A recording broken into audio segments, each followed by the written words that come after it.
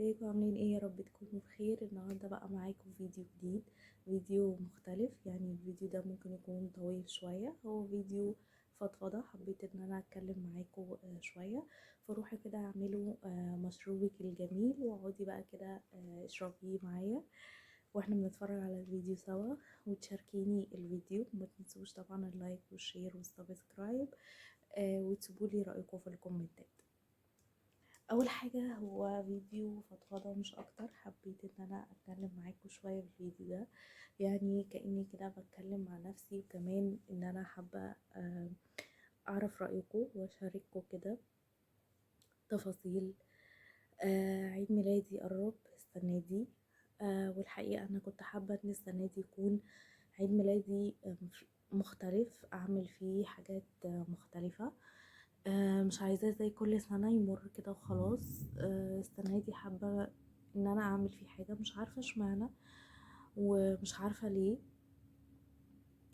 بس يمكن لان انا بقالي فترة نفسي اعمل حاجة او كذا حاجة الحقيقة، وما بكملهاش، او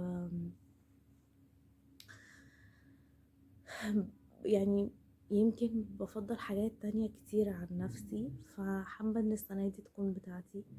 السنة دي هحتفل بعيد ميلادي بالطريقة اللي أنا عايزاها وبالطريقة اللي تفرحني. أه وحابة ان انا استفاد بيه، يعني اكون استفدت وعملت حاجة واحس ان هو عيد ميلاد مميز بالنسبة لي، مش عدى وخلاص. استحملوني لو كلامي مش مترتب، بس انا مش مرتبة انا هقول ايه، مش مرتبة كلامي. انا هتكلم كده زي ما الكلام يجي في دماغي. انا في كذا حاجه في دماغي كان نفسي اعملها، وكنت محضره ان السنه دي ما يجيش عيد ميلادي غير وانا في كذا حاجه عاملاها، والحقيقه ما عملتش ولا حاجه منهم. فده مخليني احس باحباط شويه. فمحتاجه ان انا اتشجع، ومحتاجه ان انا احس ان حد بيساعدني على ده وحد بيساندني في ده. فيمكن عشان كده حبيت ان انا اعمل فيديو معاكم عشان نشجع بعض وتشجعوني، وتسيبولي ارائكم وتسيبولي افكار. ويمكن كمان عشان لو في حد زيي نفسه ان هو يعمل حاجة وبيسوفها او مكسل ان هو يعملها، او حد زيي حاسس ان هو تعبان نفسيا وحاسس ان هو تعب، يعمل ده ونشجع بعض ان احنا نعمل ده، وحد يشجعني ان انا اخد الخطوة دي. انا تقريبا بقالي سنتين وشوية متجوزة، فحاسة اني كنت بتأقلم بقى على مسؤولية الجواز والبيت وكده. فحاسة ان انا بقالي فترة قوي ناسية نفسي. حاسة ان انا بقالي فترة كبيرة حاسة ان انا بقالي فترة كبيرة ما عملتش اي حاجة لنفسي. آه، اهتماماتي اختلفت خالص. ده طبيعي طبعا الى حد ما. حياتك وانت لوحدة غير حياتك وانت متجوزة، وكل الكلام ده مش ده اللي انا بتكلم فيه. انا بتكلم ان انا عايزة اخصص وقت لنفسي، ان انا مش عايزة ان انا انسى نفسي خالص كده. وافضل ناسيه نفسي خالص كده. واجي بعد كام سنه، مش عايزه اجي بعد كام سنه اقول طب انا حياتي فين، طب انا عملت ايه لنفسي. كل الناس اللي حواليا مشيت من حواليا او اتقدمت وشافت حياتها، وانا محلك سر. وخصوصا ان انا من الناس اللي ما بحبش قعده البيت، ما بحبش ان انا حياتي ما يبقاش فيها تغيير. يمكن لان دي طبيعتي، فعشان كده مش حابة. او يمكن كنت بأجل حاجات كتيرة قوي لحد ما حاجة معينة تحصل، وبعدين اكتشفت ان انا ما وصلتش لأي حاجة. يعني آه عايزة اعمل حياتي لنفسي بعيدا بقى عن، عايزة يكون ليا حياة بعيدا عن مسؤوليات البيت وشغل البيت والحاجات دي كلها. حياتي انا يبقى لي حياتي انا بتفاصيلها، بعمل الحاجات اللي انا بحبها.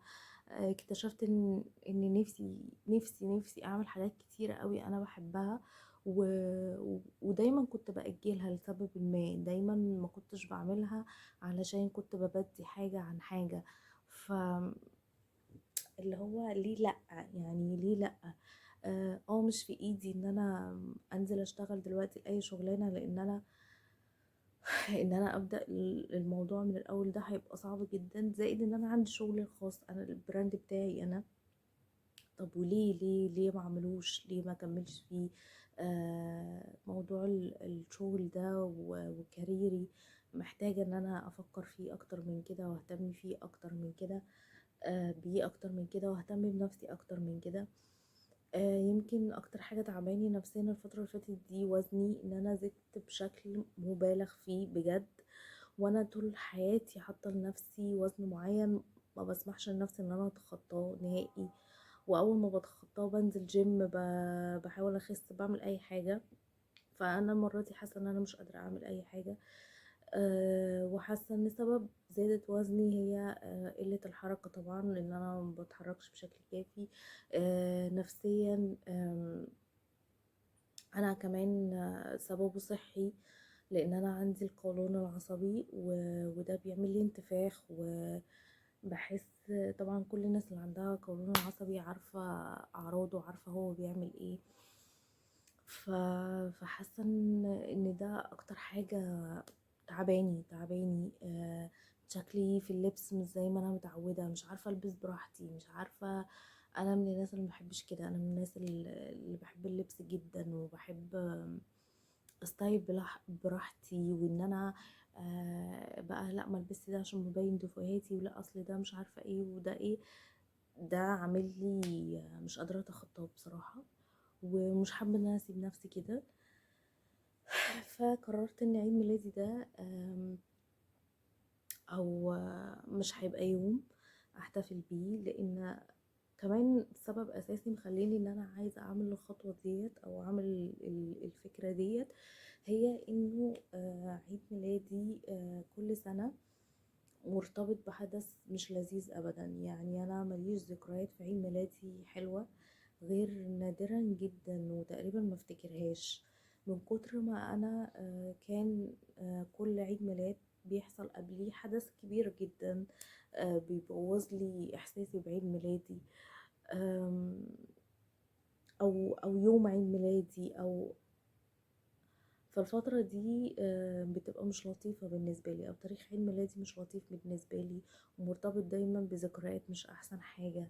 فانا حابة ان انا اغير ده، وحابة ان انا ذكرى عيد ميلادي عايزة انسى اي حاجة وحشة حصلت فيه، عايزاه يبقى ذكرى حلوة. غير بقى ان هو بدأ يخش في فكرة ان هو ما بقيتش افرح بعيد ميلادي، لانه بيفكرني ان انا كبرت، انا وصلت خلاص للمرحلة دي، ان انا ما بقيتش احب عيد ميلادي عشان وصلت لسن انا مش حباه. و... وفكرة بقى ان انا بكبر ولسه ما وصلتش لحاجة، وعارفين الاوفر ثينك بقى والحاجات دي. ف حابة اغير كل ده، حابة اغير، اكسر القاعدة ديت، وحابة اعمل لنفسي ذكريات، مش عايزة استنى حد يعملها لي ويعملها لي يا ما يعملها ليش. حاسة ان انا مصرة السنة دي ان هو يرتبط بذكرى حلوة، او ان انا اعمل حاجات انا حباها، فابدأ احب عيد ميلادي، او ابدأ يكون سبب او فرصة ان انا اخده سبب ان انا احقق حاجة من الحاجات اللي انا عايزة اعملها، او ان انا ابدأ حياتي انا. ف انا كنت بقالي كذا سنة كنت نفسي اعمل سيشن في عيد ميلادي، وكل سنة طبعا زي ما قلت لكم بيحصل حدث جميل جدا فبيخليني ما اعملش السيشن ده او اتصور او كده. فكل سنة بيتأجل، كل سنة بيتأجل، والسنة دي كنت مرتبة ان هو لا هعمله، يعني هعمله ايا كان حصل ايه. بس للأسف توقيت عيد ميلادي السنة دي جاي، يعني انا تقريبا عيد ميلادي هيكون اول يوم العيد، فمش هعرف اعمل بصراحة، وشهر رمضان وكده. فانا بالنسبة لي صعب بصراحة ان انا ارتب ترتيبات السيشن، وان انا كنت عايزة بقى اعمل فستان واعمل سيشن وكده، فده هيبقى صعب في رمضان وعيدي اول يوم العيد. فحاسه ان هو هيبقى صعب جدا بالنسبه لي حاجه زي كده، فكنسلتها، بس مش لغيتها. يعني باذنك يا رب مش هيعدي عليا السنه دي غير وانا متصوره او عامله سيشن يبسطني.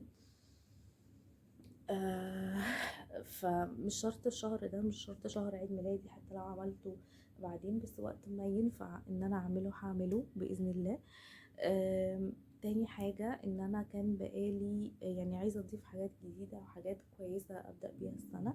فانا كان بقالي 3 4 سنين، لا 2 3 كده، بدأت موضوع ان انا بصلي ركعتين شكر لله الساعة 12. اول ما تيجي الساعة 12 بصلي ركعتين شكر لله، عشان ابقى بادئة السنة الجديدة كده مع ربنا، وانا بحمده وبشكره. ويعني حاجة جربتها واتبسطت بيها جدا وريحتني جدا. فالحمد لله الحمد لله الحمد لله مواظبة عليها بقالي حوالي 3 سنين بعمل الموضوع ده، وناوية ان شاء الله استمر فيه. فدي اول حاجة انا هعملها. فيها حاجة تانية متعلقة برضو آه مع ربنا يعني، بس هقول لكم عليها في وقتها. دي بدعي ربنا يمن عليا ان انا اقدر اعملها. في كمان اللي انا كنت من الحاجات اللي انا مخططه لها ان انا اعملها وزني، زي ما قلت لكم ان انا عايزه اخس، وعايزه انزل جيم بقى، انزل اتمشى، انزل اتحرك، حسب بقى هتيجي ازاي يعني. هحاول برضو اشوف الموضوع دوت. قررت ان السنة دي انا هجيب هدية لنفسي، هجيب نفسي اجيب هدية لنفسي تفرحني، وحاجة انا يكون نفسي فيها. فقررت هو في حاجات كتيرة انا نفسي فيها الحقيقة، وحاجات كتيرة نفسي اجيبها، وانا اول مرة اعمل كده على فكرة، اول مرة في حياتي اجيب هدية لنفسي. فقررت ان السنة دي هعمل ده، هجيب هدية لنفسي تفرحني. فأنا كان بقالي فترة أوضة الدريسنج عندي كنت عايزة أغيرها، لأن أنا مكنتش عاملاها قوي يعني، لأن أنا كنت زي ما قلتلكوا توقيت الفرح وكده حصلت عندي شوية لخبطة وكده، فما عملتهاش زي ما كان المفروض اعملها، فعملتها بشكل مؤقت لحد ما اعرف اعملها. فانا لحد دلوقتي ما اتعملتش وخلاص جبت اخرها بجد، وهدومي كتير ومش مستحمله هدومي. ف قررت ان هديتي لنفسي هتكون ان انا اعمل اوضه الدريسنج دي بتفاصيلها زي ما انا عايزاها، زي صممتها في دماغي وعملت حاجه تبسطني انا، لان دي تقريبا اكتر اوضه بتبسطني فيها حاجات اللي انا بحبها، الهدوم والشوزات وكده. فقررت ان دي اكتر اوضه هقضي فيها وقت، او بقضي فيها وقت، او البنات عامه بتقضي فيها وقت مع دولابها وكده. فقررت ان انا هي دي هتكون هي هدية عيد ميلادي لنفسي، ان انا هعمل الاوضه دي كلها، هغيرها كلها من اول وجديد، هوضبها من اول وجديد، فخليها حاجه تانية خالص. وهتشوفوا ده معايا طبعا، وهتعيشوا ده معايا. نفسي من الحاجات اللي نفسي برضو ان انا اعملها في عيد ميلادي زي ما قلت لكم الجيم. نفسي برضو نفسي في حاجات كتيرة قوي بصراحة، حاسة انها كلها اوفر، وحاسة ان هي مش كلها هعرف اعملها، وان هي هتبقى كتير يعني. انا لو فكرت ان انا ممكن احققها كلها هتبقى كتيرة، وان انا مش هعرف اعمل كل ده. بس بفكر انه ممكن ان انا بقى اعمل يعني مش شهر عيد ميلادي وكل ده مش هلحق اعمله قبل يوم عيد ميلادي. يعني انا بصور عيد ميلادي فاضل عليه خلاص اسبوع، اكتر من اسبوعين تقريبا حاجه كده، فمش هلحق اعمل كل الحاجات اللي انا نفسي فيها دي. فانا قررت ان انا السنه دي هحتفل بعيد ميلادي، مش هقول لكم طول الشهر، طول السنه. مش الهدف اللي هو احتفال بعيد ميلادي مخصوص، على قد ما هو السبب ان هو ان انا اعمل لنفسي حياتي، وان انا اعمل الحاجات اللي نفسي فيها اللي انا مأجلاها بقالي كتير قوي. وان انا مش عايزه اجي على نفسي عشان خاطر حد، انا في حاجات كتيرة قوي نفسي فيها، وفي حاجات كتيرة قوي نفسي اعملها، ودايما بأجلها، ودايما مش بحطها في اولوياتي. يعني بحط اولويات تانية خالص، ان بشوف ان هي اولى. آه، في سبيل اني اكتشفت في الاخر اني انت مش هتعرفي تعملي حاجة غير لو انت نفسك مبسوطة. فانا قررت ان انا اعمل الحاجة اللي تبسطني، آه يكون ليا حياتي، ويكون ليا دنيتي، ويكون ليا اهتماماتي، وفرح نفسي، ما استناش حد يفرحني. واهم حاجة ان انا افرح نفسي، زي ما ببذل مجهود قوي. انا قررت ان انا احب نفسي بجد، علشان انا ببذل مجهود كبير قوي، والله العظيم ببذل مجهود كبير قوي ان انا افرح اللي حواليا. وما بحسش ان هما بيدوني نفس المجهود ده، او بحس ان هو انا ليه مش بعمل نفس المجهود ده عشان افرح حد، ما بعملوش لنفسي.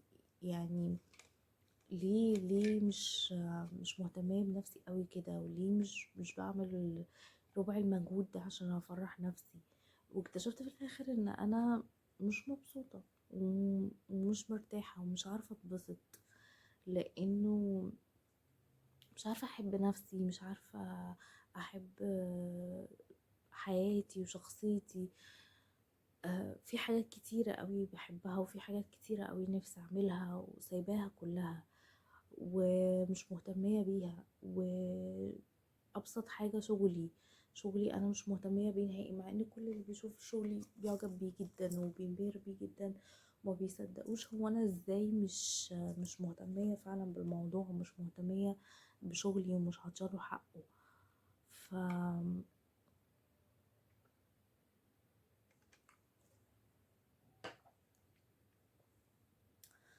حابة ان انا السنة دي اقضيها بشكل مختلف، زي ما قلت لكم، مش بس عيد ميلادي. حابة ان انا السنة دي كلها في حياتي بإذنك يا رب، حابة ان هي اعيشها بشكل مختلف. حابة ان انا اعيشها لنفسي اكتر، عشان هي بتروح من عمري انا، وبتتحسب على عمري انا. ف مش عايزة احس في اخر زي ما بحس في اخر كل سنة، ان سنة جريت مني وانا ما عملتش فيها اي حاجة، وانا مش حاسة ان انا مبسوطة، او ان انا انجزت فيها اللي انا كنت عايزة انجزه، او اللي انا كنت حباه. فمش حابة ان السنة دي كمان تبقى زي كل سنة، ومش حاسة ان هي تتراكم مع السنين اللي فاتت، وتكون زيها زي السنين اللي فاتت. لان انا في كام سنة من حياتي حاسة ان هم عمالين يجروا ورا بعض،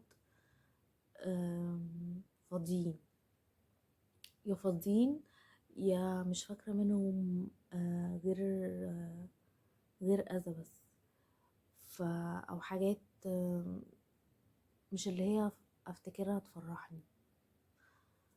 فقررت ان انا هعمل معاكم ان شاء الله سلسلة فيديوهات لتحضيرات عيد ميلادي. ده اولهم كان حبة فضفضة معاكم، في كلام جوايا اكتر من كده، بس مش عايزة اطول عليكم، مش عارفة اجمعه بشكل مهندم يعني. فمش عايزة اطول عليكم، حابة ان هو يفضل جوايا، بس طالبة منكم ان احنا نشجع بعض، وتكتبوا لي في التعليقات مين زيي نفسه يحقق حاجة، او نفسه يعمل حاجة ودايما بنأجلها لسبب او لآخر. يمكن نشجع بعض ونساعد بعض، ان احنا فعلا كل واحد فينا يوصل للي نفسه فيه وللي نفسه يوصل له. هشارككم في كل حاجة هعملها عشان عيد ميلادي. وزي ما قلت لكم انا بفكر احتفل بعيد ميلادي على مدار بقى شهر 2 السنة، على حسب ما الحاجات اللي انا حطاها ان انا احققها تتحقق. حسب بقى هتتحقق في قد ايه. ف ادعولي وان انا اعرف اعمل ده. و قولولي مين كمان هيحاول ان هو يعمل كده. وزي ما قلت لكم ده مش هيبقى اخر فيديو لعيد ميلادي او احتفالي بعيد ميلادي. كل حاجه هعملها هصورها لكم، وكل حاجه هعملها هشاركها معاكم، ومستنيه رايكم. وبس كده، مش عايزه ادخل عليكم اكتر من كده. باي باي.